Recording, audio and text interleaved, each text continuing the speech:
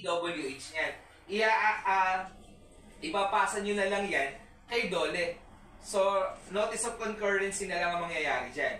Na ina-adapt ng DOLE yung pinasan yung DPWH na Construction Safety Program. Sorry. Okay?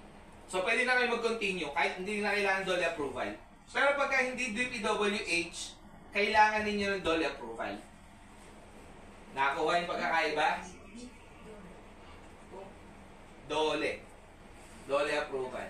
Okay? So, dalawang klase ang CSHP.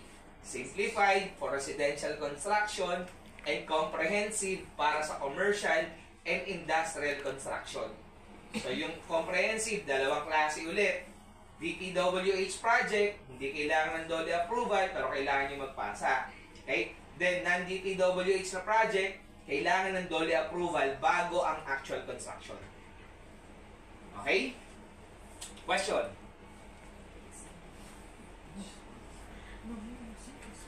Nakukuha?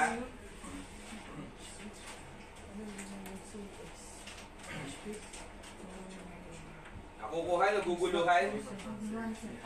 Ha? Naguguluhan? Naguguluhan? Saan parte naguguluhan? Sa CSHP? Pwede nyo hanapin yung template niya sa DOLE website. Downloadable yun. So, kayo na maglalagay doon ng mga kailangan. For example, yung details ng project, magkano yung budget, sino yung contractors yun, yung mga equipment nyo, nakalagay doon. Okay?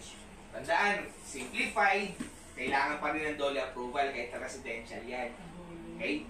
Kapag comprehensive, commercial saka industrial. Ang walang DOLE approval, yung DPWH na project na construction.